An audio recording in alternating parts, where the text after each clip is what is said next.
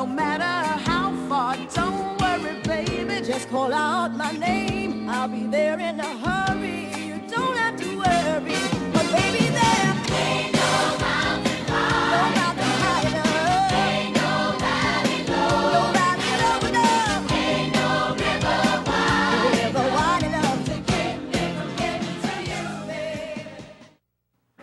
Olá, bem-vindos ao Sintonizando Saúde. É muito bom estar com vocês. Estamos hoje no nosso segundo programa. Eu já estou mais familiarizada com as câmeras e quero começar o nosso programa agradecendo a Raquel Marques Correia. Ela mandou uma mensagem muito legal, inbox no Facebook, na página do Sintonizando Saúde, e ela me fez duas perguntas. A primeira pergunta que ela me fez foi como conseguir trabalhar o interior da gente para mudar atitudes e hábitos nocivos. E a segunda foi, é só esquentar comidas no micro-ondas também faz mal? Nós vamos começar pela segunda pergunta e a primeira eu vou responder mais à frente, porque na verdade a resposta à sua primeira pergunta, Raquel, todo o nosso programa, nós vamos falar sobre isso indefinidamente no programa, sempre um pouquinho, sempre abordando por uma perspectiva diferente, porque isso é uma coisa que pode ser até simples, até para mim falar sobre isso, mas é um trabalho interno difícil e que requer tempo, requer muito esforço. Mas quanto à segunda pergunta, se é só esquentar comidas no micro-ondas também faz mal, eu passei no programa passado várias informações que são bastante relevantes e que a minha intenção era fazer as pessoas pensarem a respeito disso. Obviamente que você esquentando a comida no micro-ondas, apesar de parecer uma coisa assim inocente, apenas o fato de esquentar já faz um desarranjo nas moléculas. Eu não estou dizendo que você não deva usar, o que eu estou dizendo é que você deve pensar a respeito, investigar e meditar um pouco a respeito disso. Porque se acontece esse desarranjo nas moléculas, é como as pesquisas que foram feitas dizem, o nosso organismo já não assimila mais aquele alimento, já não reconhece mais aquele alimento da forma como ele é realmente na natureza. E isso, a longo prazo, vai provocar um problema. Na realidade, eu acredito que esquentar ou fazer o alimento, na medida em que você promove o desarranjo, na medida em que você estimula o distúrbio molecular, não acho que faça até muita diferença, ou seja, eu acho que você tem que repensar isso. Eu até entendo que as pessoas têm essa preferência e o que faz o forno de micro-ondas, como muitas outras coisas, expandir e ganhar espaço na nossa sociedade, no nosso paradigma, é porque é prático, é rápido, né? É que nem você, por exemplo, a gordura hidrogenada, você coloca na comida, ela fica mais gostosa, ela fica mais saborosa, ela fica mais crocante, então as pessoas dão preferências, mas tem que se olhar todos os ângulos, as consequências que isso pode trazer. Eu vou então falar sobre uma outra pergunta que me fizeram e vou voltar depois à tua primeira pergunta, que é a questão do trabalho interior. E passando então para uma outra pergunta, eu queria mandar um beijo para Marlene, para a irmã dela, Lília. Trabalhamos muito tempo juntas, são pessoas fantásticas. E ela me telefonou e me colocou uma questão que eu achei assim interessante para colocar aqui para todo mundo.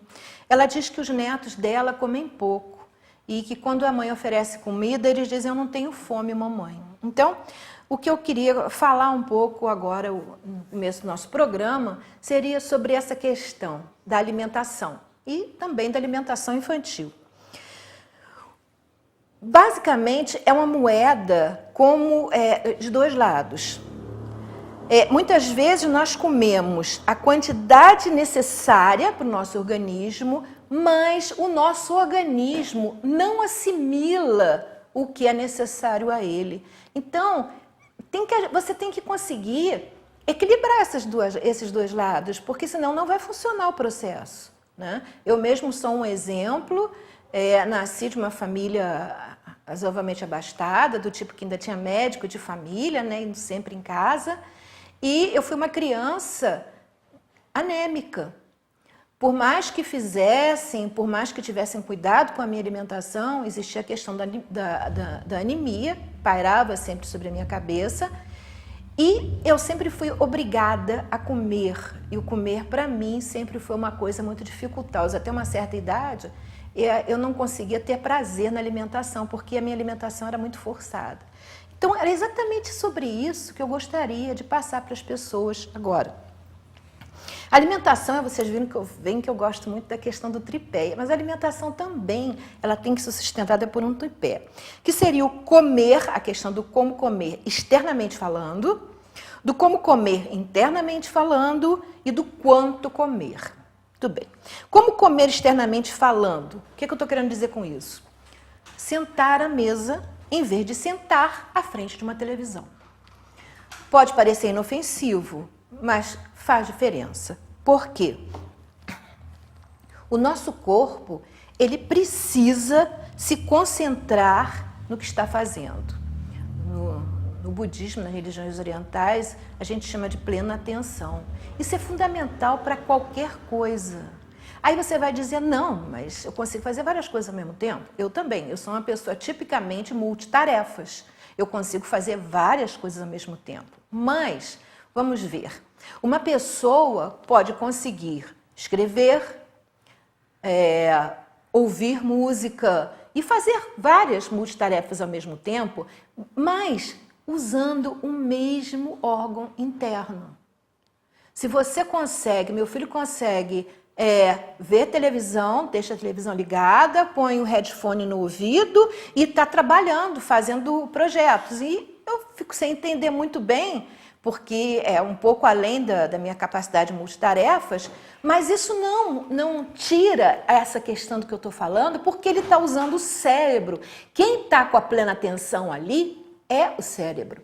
Quando você fala em comer e ver televisão, você já está usando o teu estômago, o teu processo digestivo e o teu processo mental. Então, na realidade, esse teu multitarefa está usando dois órgãos diferentes. Onde que a plena atenção vai estar? No cérebro que está assistindo a televisão ou no sistema digestivo que está comendo, digerindo, produzindo os sucos digestivos? E isso vai fazer com que a sua alimentação não seja aproveitada corretamente, não seja feita da maneira correta. O teu organismo não vai funcionar da mesma forma como se você estivesse usando apenas um órgão seu. É nesse sentido que eu quero dizer. Como comer internamente falando? Bem, aí vem o caso meu pessoal que eu contei agora há pouco. Eu acho que é fundamental, de tudo que eu tenho estudado, fica claro que é fundamental e por algum motivo as pessoas não se apercebem disso, comer feliz. Se você tentar ouvir o que eu falei, o que eu estou falando, e colocar isso em prática um pouco e perceber, será que ela tem razão? Experimenta você, um dia que você fez uma refeição e você estava satisfeita, estava feliz, estava bem. Você, de repente, faz essa mesma refeição no dia em que você está chateada, que você está aborrecida, ela não vai cair da mesma forma. Não tem como. É fundamental, e aí vem aquele problema, os dois lados da moeda. Você pode até comer o que você tem necessidade, para o teu organismo, no caso, mas o teu organismo não vai absorver o que ele tem necessidade. Então, é fundamental essa questão do como comer internamente falando. Uma coisa também que interfere é o visual do alimento. Vocês podem avaliar por vocês mesmos. O prazer com que vocês comem uma coisa que tem uma aparência bonita e o que vocês comem uma coisa que às vezes até pode ser gostosa, mas quando você olha, você sente até uma certa aversão.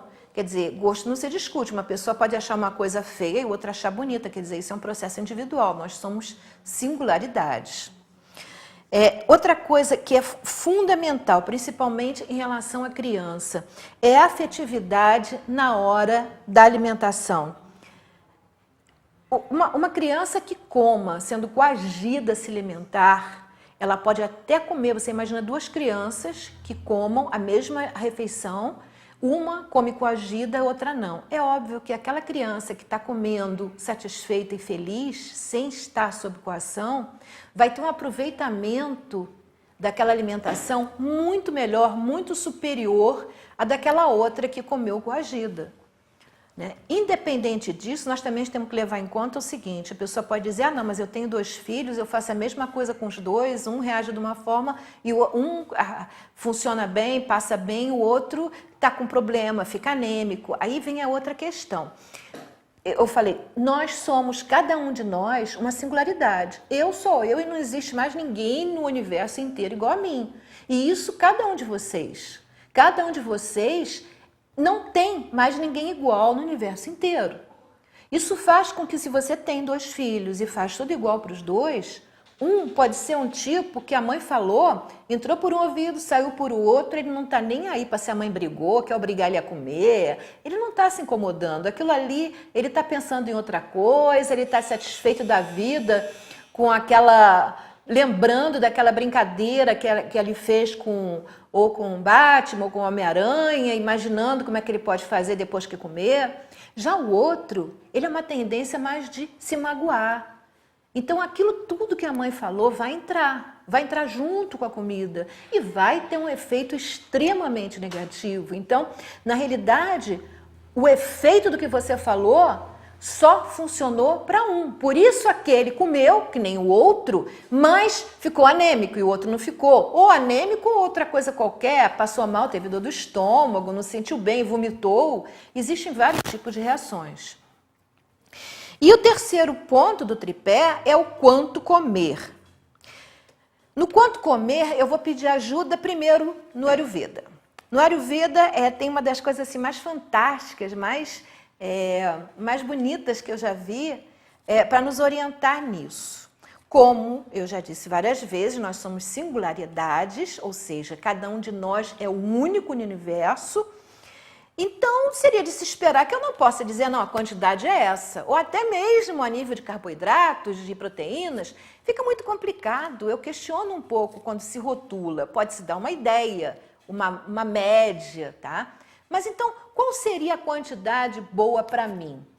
No Ayurveda, a quantidade que o meu estômago está esperando é a quantidade que cabe nas minhas mãos.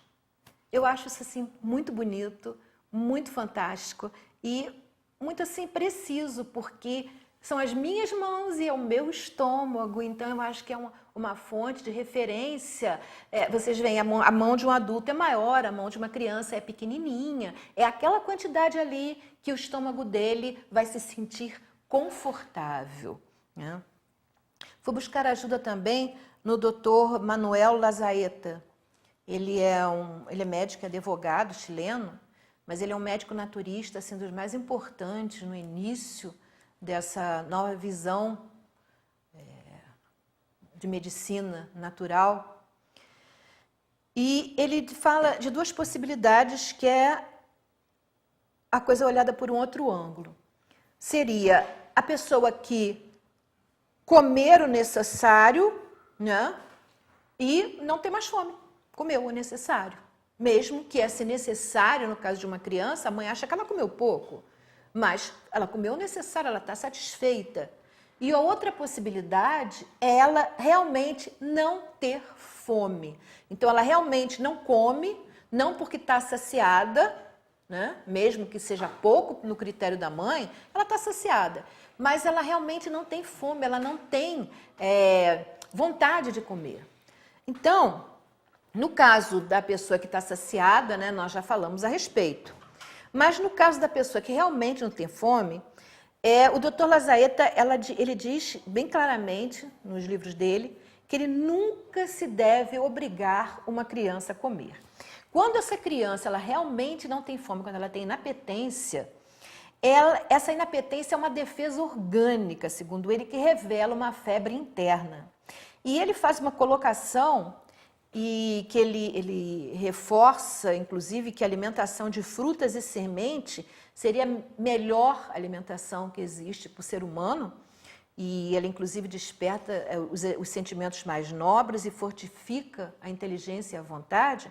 Então, essa criança, quando ela realmente não tiver fome alguma, ela deve-se apenas oferecer, nesse caso específico, fruta crua e proporcionar à criança um sono de muita qualidade.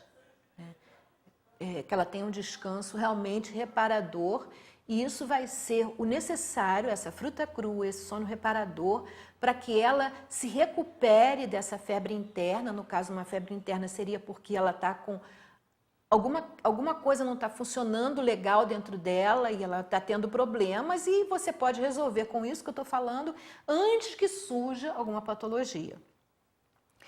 Ele deixa bem claro que ser saudável é comer pouco, e realmente nós comemos muito. Às vezes eu vejo pessoas, e até mesmo às vezes eu olho para o meu prato e eu digo, nossa, aqui tem muito mais do que cabe nas minhas mãos. Então esse é um processo que eu fui me educando no decorrer do tempo, foi procurando, e à medida que você vai fazendo isso, você começa a ter já uma sensibilidade maior, você começa a compactuar um pouco com o seu estômago e já sabe na hora de parar, ou até mesmo você já não se serve de tanta quantidade no começo, depois já é uma coisa mais automática. Então ele diz, ser saudável é comer pouco, bem mastigado e em tempo oportuno, ou seja, a qualidade interna da alimentação, você comer de uma forma aprazível. Pois o excesso de comida, segundo ele, é tão prejudicial quanto ingerir alimentos antinaturais que forçam demasiadamente o aparelho digestivo e faz com que este se congestione e aumente a temperatura, produzindo fermentações nocivas que originam toxinas que envenenam o sangue. Isso me lembrou da questão lá do forno de micro-ondas. Às vezes uma pessoa tem muita fermentação, muitos gases, muito problema estomacal, e na verdade ela bastaria suprimir o micro-ondas da vida dela. E ela pode ver que muitas vezes essas fermentações vão diminuir, o seu organismo, o seu aparelho digestivo vai começar a voltar ao normal. Isso é uma coisa que você tem que ir na base da tentativa, né? Erro e acerto, porque nem sempre isso vai ser a razão para todo mundo, né? Pode ter uma pessoa em que o micro-ondas produz um outro efeito, pode ter até uma pessoa em que aparentemente o micro-ondas não produz efeito nenhum, não assim imediatamente, né? Ele cita, inclusive, umas coisas interessantes. Santo Inário viveu 6 anos comendo 15 figos por dia. Santo Antônio vivia só de pão e água. Santo Ambrósio vivia só de pão e hortaliças. A questão, e aí ele coloca, quando fala sobre isso, a questão fundamental é o organismo aproveitar bem aquilo que ele ingere. E outra coisa que ele destaca e que eu acho muito importante, mas a nossa mentalidade hoje em dia não corrobora muito isso, não coma sem ter fome. E eu acho isso muito importante. A gente vê hoje as pessoas às vezes estão com alguma doença e a outra pessoa você tem que comer, come um pouquinho. Muitas vezes, o ela comer naquela hora em que ela não tem fome, não está produzindo, porque quando você sente fome, quando você está com fome, você sente até o gosto das coisas na boca, os teus sucos salivares começam a ser produzidos. Quando você come sem fome, não tem suco para digerir. Tudo vai funcionar errado, tudo vai funcionar mal. Então, às vezes, você quer que uma pessoa coma na ideia de que você está fazendo com que ela melhore e, na realidade, você está fazendo com que ela piore, você está prejudicando e fazendo com que ela fique mais doente ainda. Eu sei que isso é uma coisa meio ao contrário, meio ponta-cabeça do que você está acostumado a ouvir, mas se vocês pararem para pensar e para tentar raciocinar sobre isso, se usando até a si mesmo como cobaias, vocês vão perceber que não há nada pior do que se alguém chegar para você e querer te obrigar a comer sem você ter fome. Então, por que você vai querer fazer isso com outra pessoa e achar que ela vai ficar melhor por causa disso? Se alguém fizesse isso com você ia ficar pior. Você ia comer e aquilo ia te cair mal, você não ia digerir aquilo direito, não ia ter os sucos necessários para fazer essa digestão. Por que na outra pessoa aquilo vai fazer bem? Muitas vezes as pessoas fazem isso na tentativa de fazer alguma coisa pela outra pessoa, de ajudar a outra pessoa. Muito melhor que isso é você sentar ao lado dessa pessoa, o tempo que você daria de comer a essa pessoa, o tempo que você prepararia uma refeição para essa pessoa, para ficar impingindo comida dela, que não vai ser benéfico a ela, se ela não está com vontade de comer. Você senta do lado dessa pessoa, você conversa com essa pessoa. E muitas vezes, depois de uma boa conversa, que aquela pessoa está sentindo falta de ter alguém que dê atenção a ela, ela vai até dizer, olha, eu estou com fome. Aí sim seria a hora de você dar alguma coisa para ela comer. Porque ali o estômago dela está preparado e aquele alimento vai ser benéfico a ela. Então, muitas vezes, o diálogo, a conversa, no sentido de atenção. Muitas vezes o que aquela pessoa precisa para se curar não é remédio, não é comida, é atenção. Isso é uma coisa importante que a gente tinha que começar a ter consciência disso. Ele frisa também, voltando ao Dr. Lazaeta, né, que devemos sentar-nos à mesa com espírito alegre, livre de preocupações e tristezas. Isso é uma coisa também muito importante, naquela hora em que eu falei o comer externamente falando, que eu falei do sentar à mesa. Muitas pessoas, muitas famílias não têm nem mesa de refeição em casa. E isso é uma coisa fundamental. As pessoas têm que ter o hábito de sentar confortavelmente. Na verdade, dentro do nosso estilo no Brasil, há o hábito de se usar uma mesa. Se eu estivesse falando na Índia, eu não falaria dessa forma, porque lá as pessoas sentam no chão, mas elas não sentam no chão de qualquer jeito.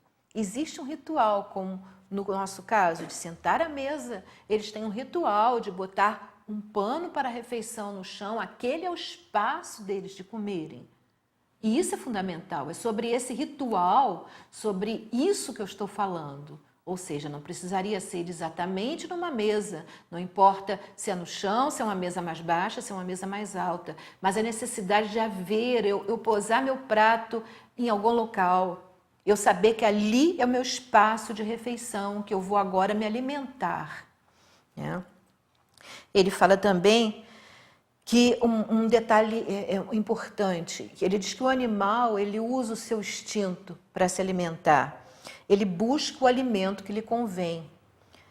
O homem, ele degenerou disso e ele faz essa busca do alimento baseado principalmente nos seus recursos financeiros e nos seus caprichos. E ele afirma uma coisa que eu acredito que seja verdade. Ele diz que é baseado no não uso dessa lei natural e baseado na maneira, o critério que nós usamos para nos alimentarmos, que essa é a origem, a causa principal de praticamente todos os males e enfermidades do ser humano. Ele cita, inclusive, a frase de um cérebro biologista, que diz que com os seus dentes o homem cava a própria sepultura. Bom, isso tudo mostra que a gente tem que fazer uma reavaliação. Não adianta você querer... É que nem você tem um jardim e você tem um monte de ervas daninhas. Se você chega e puxa elas e corta elas, daqui a pouco está nascendo de novo. Vai ser diferente se você simplesmente cava um pouquinho e arranca ela pela raiz. Então nós temos que buscar... Se nós queremos uma verdadeira cura, nós devemos buscar na origem dos problemas. E isso tudo faz parte de possíveis origens que a gente tem que descobrir cada um qual seria a origem do seu próprio problema. O Dr. Lazaeta também afirma que no decorrer dos tempos, os sábios demonstraram sem dúvida que o homem é frugívoro, ou seja, o organismo do homem ele é basicamente constituído para se alimentar de frutas. Ele fala que as frutas rejuvenescem e impedem as doenças agudas, sendo que além de evitar a doença, ela é o meio mais seguro para se chegar até a cura. O raciocínio das pessoas que vivem exclusivamente de frutas é mais claro e livre, porque o sangue liberto de tóxicos irriga melhor o cérebro. Ele se refere às frutas de uma forma muito bonita. As frutas são o alimento preparado nos laboratórios das árvores que absorvem da terra a água e seus minerais, transformando-os pela ação do sol divino. Falar no Dr. Lazagneta me recorda uma frase do cardeal, e aí eu vou pedir o Ronaldo para colocar a nossa primeira imagem, do cardeal Jean Verdier, que ele tem uma frase que ele sempre repete nos livros dele, o Dr. Lazagneta, essa é a frase do cardeal Jean Verdier. A doença é uma ofensa a Deus. A saúde é o melhor tributo que o homem pode oferecer ao seu Criador. Isso é uma frase para a gente pensar e meditar e tentar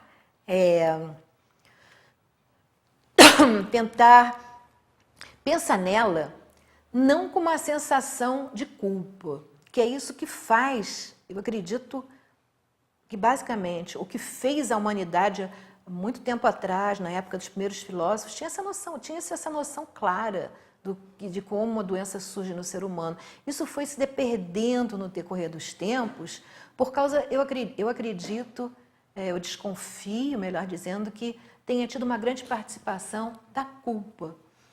Quando você pensa na doença como uma ofensa a Deus, você pensa logo que você foi culpado por você fez essa ofensa, e você já está se sentindo assim, muitas vezes, querendo fugir tanto das culpas que você já tem, culpas às vezes que você nem tem, mas essa questão da culpa nós vamos, de repente, num programa trabalhar, né? Que culpa não é uma coisa que leva a lugar nenhum, os nossos erros servem para que nós nos transformemos e aprendamos com ele, e não para que nós o encaremos como erro.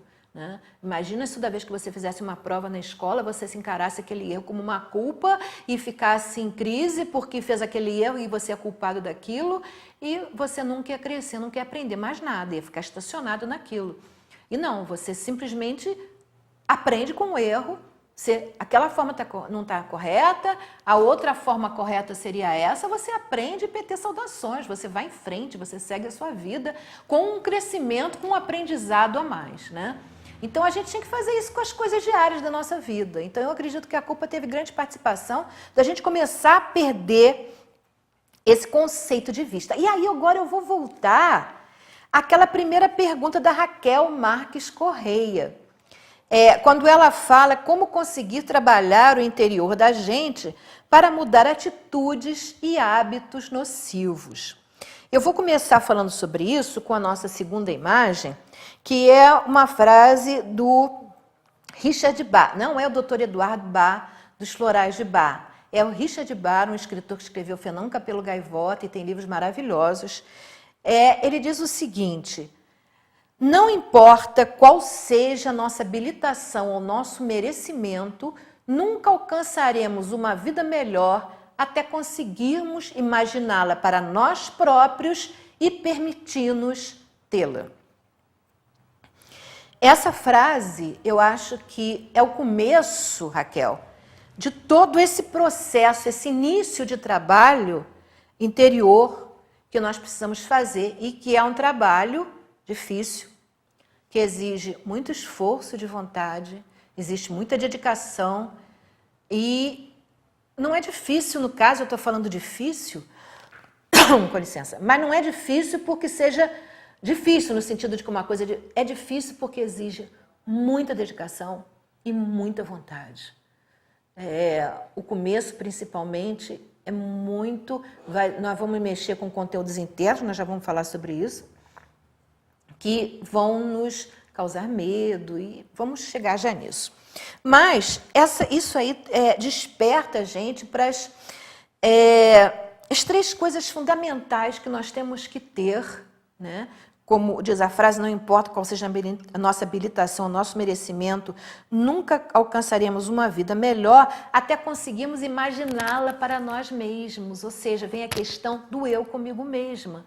Então, é fundamental que nós tenhamos amor, carinho e respeito conosco mesmo. Sem isso, nós não conseguimos dar o primeiro passo, que é indispensável para começar o processo, nesse processo de trabalho interior que pode promover a nossa cura. Agora, voltando, quer dizer, agora não é mais o Dr. Richard Bach, mas sim o Dr. Eduardo Bach, que é o criador dos Florais de Bach. ele tem uma observação e que eu acho que se encaixaria aí para a gente ter noção como é que a coisa funciona. Ele diz bem claramente que toda doença, toda e qualquer doença, tem como origem uma de duas coisas. Ou a pessoa estar querendo que o outro faça o que ela quer, ou a pessoa está se permitindo fazer o que o outro quer que ela faça. Ou seja, quando a própria pessoa parou de ter amor, carinho e respeito por si mesma. Nesse momento, esse processo de doença se inicia sempre com... A patologia chega no físico depois que passa pelo nosso interior. Nós vamos falar mais sobre isso à frente. Nós somos uma tríade, corpo, mente, espírito, e que funciona em uníssono. Essas três coisas também vão funcionar em uníssono. Ou seja, esse tripé que vai colocar em movimento esse nosso processo de mudança é um aprendizado. Eu tenho que aprender a me relacionar comigo mesma, com o meu corpo e com os outros. Basicamente, essas três coisas, como eu já disse, têm que funcionar juntas, senão não funcionam. Elas só giram bem, elas só colocam o processo de transformação em movimento se elas se movimentarem juntas. E existe uma coisa que é a que dificulta, que causa maior dificuldade a essas três coisas se movimentarem, a todas elas, as três, é o ego. O nosso ego realmente é uma peça fundamental e é necessário, nesse começo, a gente aprender a superar o ego. Olha só, eu estou falando superar, não controlar. O ego que é controlado, qualquer coisa que você controle, uma hora explode. Então, nós não temos que controlar o ego. Aí você vai ver uma outra linha que diz que nós temos que eliminar o ego. De forma alguma, afinal de contas, o nosso ego somos nós também. O nosso ego não é algo fora de nós somos o nosso ego também. Então, não é controlar, não é eliminar, é superar, aprender a trabalhar com ele, a trabalhar junto com ele. Né? Isso é importante. E eu coloquei itenzinhos que podem ser de grande ajuda nesse processo. O primeiro é a gente começar a tentar se libertar da necessidade de estar certo. E aí a gente pode recorrer ao Schopenhauer, o primeiro filósofo que aparece na minha vinheta, a necessidade que nós temos de vencer uma disputa. Para você poder pensar no assunto, você responder para você mesmo, se eu perguntasse para você, você prefere estar certa ou você prefere ser feliz? Né?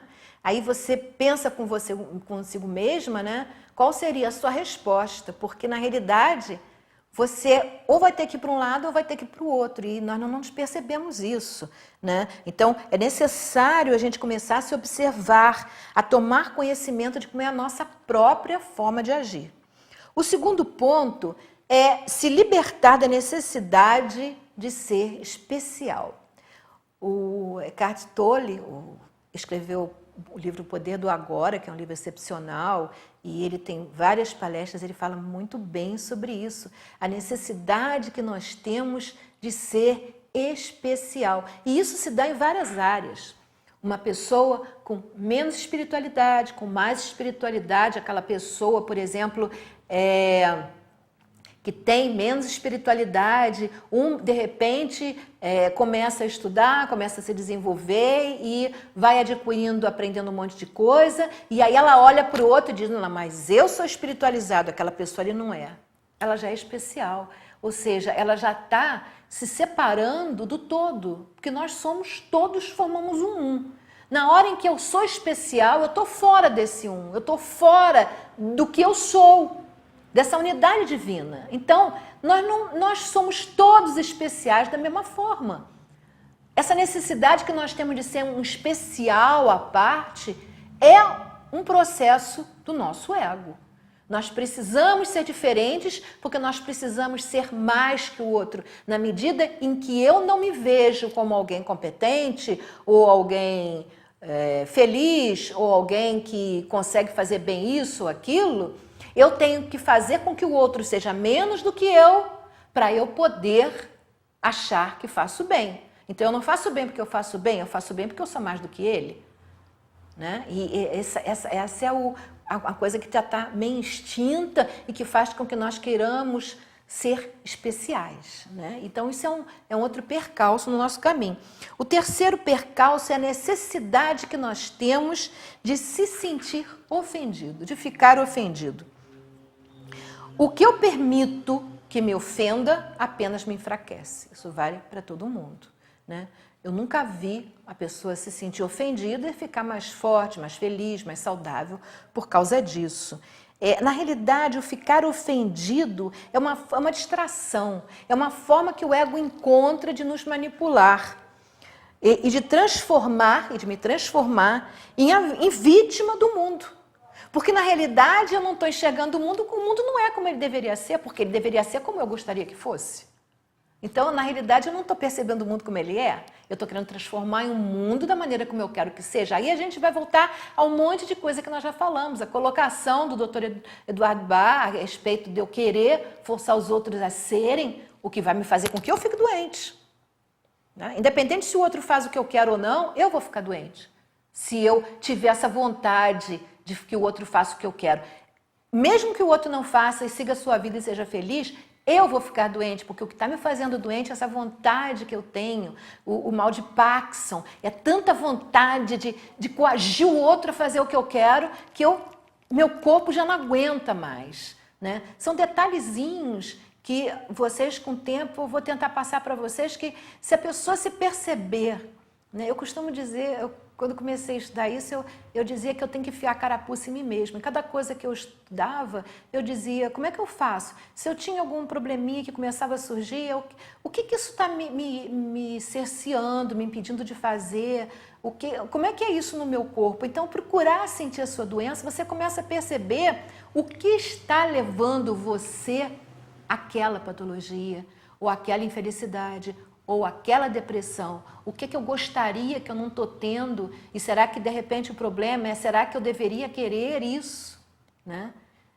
Bom, isso tudo faz parte do trabalho desse conhecimento interno. Você começar, é o primeiro passo, tá? De como é que a gente começa a fazer essa mudança. Você começar a se observar. É fundamental você começar a ser um assistente, um observador de você mesmo. É você começar a tomar conhecimento de como é a sua própria forma de agir. Todo esse processo é difícil de concretizar e ele é um processo que exige muletas. Eu costumo usar esse termo, muletas, porque não é o que vai resolver o nosso problema, mas vai nos ajudar a nós resolvermos aquele problema. E uma dessas muletas muito boas, que é fundamental no Ayurveda, é o yoga. Então, exatamente para poder falar um pouquinho mais de vocês sobre o yoga, no nosso próximo programa, o professor Luiz Almeida, que é um excelente profissional, um excelente profissional, ele é uma pessoa que tem bastante conhecimento da yoga. Eu já conheço o professor Luiz de Almeida há muitos anos e eu acredito que vocês vão gostar muito. Ele vai nos poder falar, nos orientar sobre o yoga. Bom, mas isso vai ser no próximo programa. Nesse programa eu trouxe aqui para vocês para ensinar uma outra muleta. Né? Essa muleta, ela vai fazer tanto a questão interna como a questão externa. Ou seja, ela vai trabalhar tanto a questão do nosso físico como a questão interna. Ela vai nos trazer claridade mental, ela vai limpar o nosso sangue, o que vai nos ajudar, o nosso cérebro muito mais oxigenado, muito melhor. E com isso, todo paciente que vem a mim, a primeira coisa que eu considero fundamental que ele faça é fazer essa limpeza com o uso do limão. Então eu trouxe aqui o meu kitzinho, né, para mostrar com vocês como é que eu faço. Quando você acordar de manhã, em jejum, você vai encher um copo com água filtrada e vai colocar numa panelinha e levar essa panelinha ao fogo. Enquanto essa panelinha está amornando, eu pego meu limão, corto o equivalente, como se eu dividisse o limão em 4. Então, eu corto o equivalente a 1/4 desse limão. Não é bom que eu use o limão inteiro, vai ser pior. É para usar, como eu estou falando, eu estou fazendo exatamente aqui porque as pessoas, vou espremer o limão todo. Não, não é para fazer isso. Eu vou pegar esse limão cortado, mesmo que você queira fazer um suco de limão durante o dia, deixa esse limão, reserva esse limão para isso. E você coloca numa cambuquinha com a parte de baixo. Você coloca na geladeira, no dia seguinte esse limão vai estar excelente. Você volta aqui e corta mais uma fatia. Esse limão vai dar para 4 vezes. Muito bem, eu vou pegar nesse meu 1/4 de limão e vou espremer nesse copo. E vou pegar na minha água, que já está morna, é o tempo certo. Eu ponho a água no forno, corto o limão e volto para a água. É o tempo correto, ela está no ponto certo. E aí eu vou pegar na água e colocar de volta no meu copo, por cima do suco. Eu não preciso nem mexer, na verdade, posso mexer e tomo. Né? Porque quando você joga água, aquilo tudo mistura. Se você fizer isso em uma semana seguida, você já vai perceber grandes diferenças. O seu organismo é uma coisa assim meia miraculosa, como é que ele começa a mudar. Eu trouxe um vídeo hoje, não sei se vai dar tempo para passar ele hoje, sobre a questão da cura. Ele fala inclusive da cura do câncer, que ela pode ser feita em apenas algumas semanas. E coisas simples, né?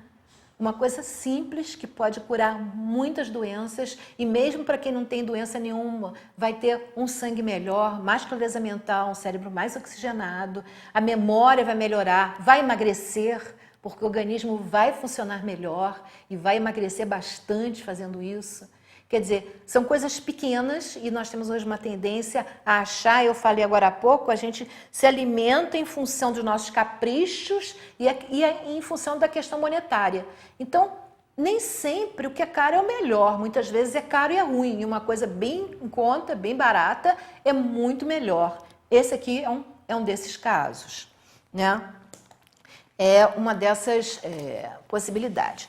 Nós vamos passar o vídeo agora do Dr. Leonel Calda. Eu vou primeiro falar mais ou menos quem ele é, uma das maiores autoridades no mundo para a cura do câncer e doenças relacionadas com o estresse e a depressão precedidos de esgotamento físico e mental. Ele é autor de 19 best-sellers, mais ou menos, e ele começou de uma forma interessante. Muita gente começou dessa forma, em função de alguma pessoa próxima a ela. Ele, há 42 anos atrás, a mãe dele foi diagnosticada com câncer de fígado. Ela já tinha hepatite C e cirrose hepática. E colocaram que ela só tinha 6 meses de vida. Ele parou tudo e começou a desenvolver tratamentos e aplicar na mãe dele. E a mãe dele está há 42 anos já viva, curada, boa, saudável, né? Ele tem mais de 35 mil pacientes curados de câncer, cadastrados com uma taxa, na realidade ele tem 35 mil pacientes com uma taxa de 92,3% de cura desses pacientes. Ele tem 4 doutorados e o trabalho dele foi tão significativo que a Universidade de Louisiana deu a ele mais um doutorado honorário em ciências humanas. Bom, nós vamos passar o vídeo. Se der, eu faço as observações hoje, se não, a gente pega as observações no próximo programa. Vamos passar o vídeo, Ronaldo, por favor?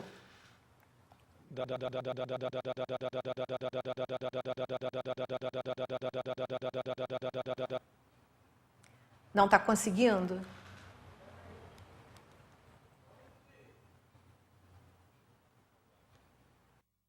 of your videos in the past, and one of them I thought was interesting that you said every cancer can be cured in 2 to 6 weeks.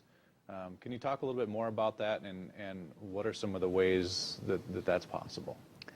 In my experience, every cancer can be cured in 2 to 16 weeks. Some cancers can be cured in minutes because every doctor in the world that's in office for 20 years or longer knows cases of spontaneous healing. There's even a book out called Spontaneous Healing by a guy I really don't like, and just stating that there are cases of spontaneous healing. That means if it's possible, we just have to find a way to access this. That's number one. So we all know about these. It also happened very often when people go to Lourdes or to these religious places, and it's not really the place that cures them, it's the expectation and the way to that place that cures them. The second, you get rid of acidosis and toxemia. The second, the body gets alkaline and oxygen rich. With juicing a lot of greens like chlorophylls, everything that's green has a lot of chlorophyll, gives the body a lot of oxygen.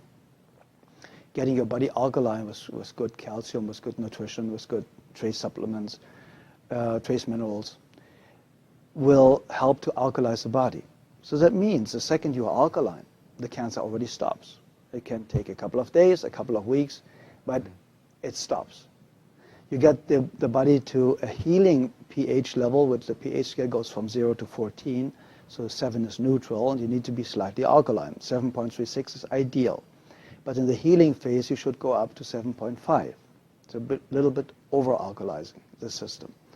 A great friend of mine, Dr. Martin in Germany, is using oxygen Moore step therapy, for example, where you take the blood out, get ionized oxygen, and to lead the blood back in. And you do this 12 times, and you have basically brand new blood like a newborn baby. So you already eliminated the lack of oxygen. You see the blood coming out looks like black. They put the oxygen in and it becomes pink. And it's like legal doping. You get it and you feel so energized and you're so vital. And there are, we know basically with what I used, what my MDs in Europe used is vitamin C injections, intravenous vitamin C injections, 100 cc's a day, 3 times a week. That's what we used in certain cases more often. And very often, believe it or not, in my personal experience, the tumors or the cancerous growth was basically gone within a couple of days. And because vitamin C is so powerful and one of the greatest healers out there, you can fix nearly every heart problem, cardiovascular problem with vitamin C. They want to take it off the market. So it's going to become a prescription medication, and then it's synthetic and will not work anymore, like vitamin E. Vitamin E basically helps you to cure very easy and fast blood pressure problems in any way, shape, or form. That's why they made a study with artificially created vitamin E, chemical created vitamin E. Said, see, it doesn't work. No, of course not. Chemicals don't work. Nature works. If nature creates a problem, nature creates a solution. Very simple and easy. If it didn't exist 100 years ago, you don't need it today. It's very, very simple. And when you want to help somebody to educate themselves, to eliminate his or her own cancer really, really fast, I would basically start instantly with a vegan diet or with a raw food diet. My friend Paul Nissan is one of the greatest raw food chefs. He has fantastic books out there about raw food, so it's accessible for a couple of bucks how to do it. He has free videos all over his website. And I would go instantly on a raw food diet. I would go make sure, if I don't have a very rare kidney disease, to drink a gallon of water a day with half a teaspoon of sea salt in it a day, because we need salt for every body function. We need electricity. And this electricity can only be produced with enough salt, basically.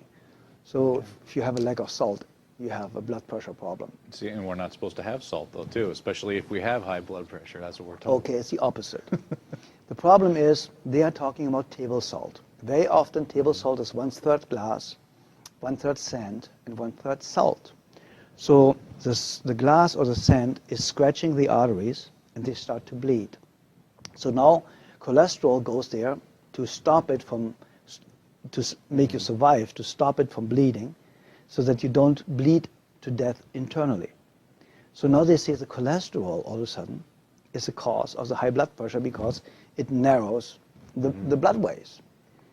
And that's completely absurd because you die of not enough cholesterol. You do not die of too much. There are people with a cholesterol of 600, perfectly healthy, never been sick in their lifetime. So what do you do with a patient in a burn unit? You give them 20 to 25 hard-boiled eggs a day because they know only cholesterol can rebuild brand new healthy cells really, really fast. Nearly 87% of a cell is built from cholesterol. So where does the new cell potential or foundation come from if you have a lack of cholesterol? Everybody should have at least 250 combined cholesterol. And then they tell you LDL and HDL are good and bad cholesterols. It's not even cholesterol. It's a protein that transports cholesterol. So they are too stupid to even narrow it down the right way. So if you look at the facts and if you look what they know and what they don't know, you know that Dr. Gary Null stated it and a lot of other people. The medical profession, the medical doctor statistically has the shortest lifespan of 56 years of age, the highest abuse rate of alcohol and drugs, the highest suicide rate, only the psychiatrist is higher. And so you go to somebody that has the lowest lifespan, highest suicide rate, highest drug abuse rate, to ask them how to have a healthy, happy, long life. Yeah. I think we should rethink our way of thinking.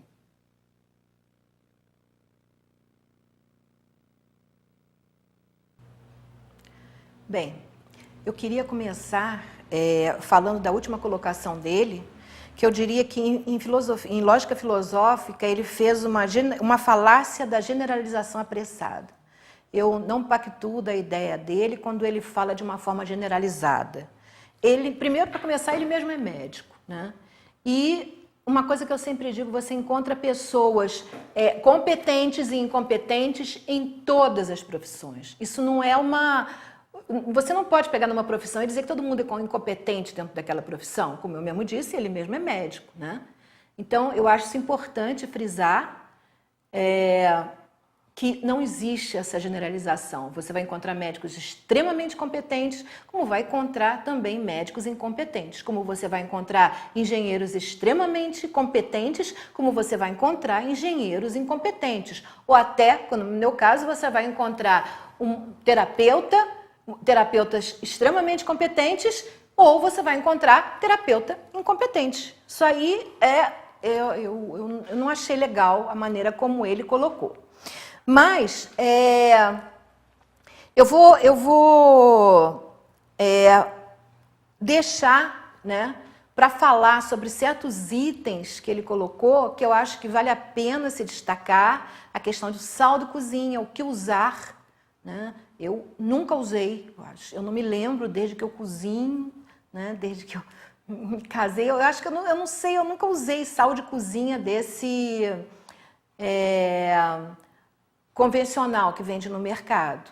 Eu sempre usei sal de cozinha moído. Mas tem vários pontozinhos, então, que eu vou deixar para falar no próximo programa.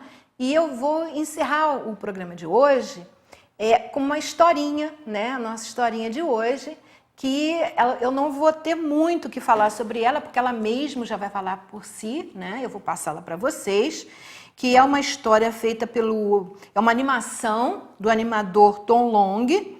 Ele é um animador formado pela Universidade de Southampton e se especializou nisso e fez uma animação que eu achei muito bonita, que é a historinha de um monge eremita.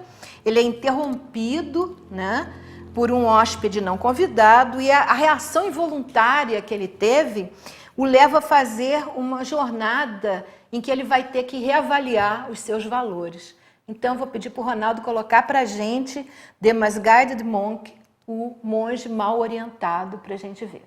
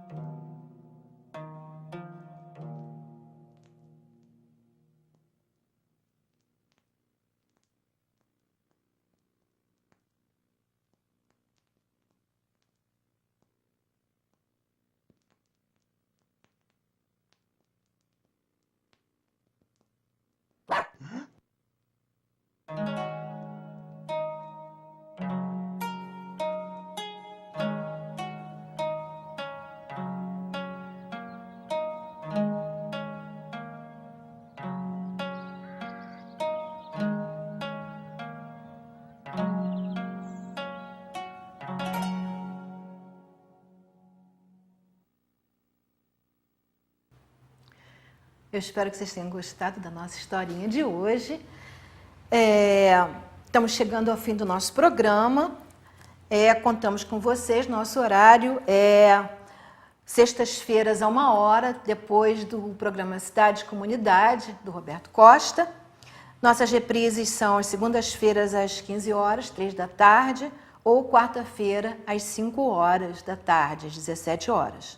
Perguntas podem ser feitas através do e-mail.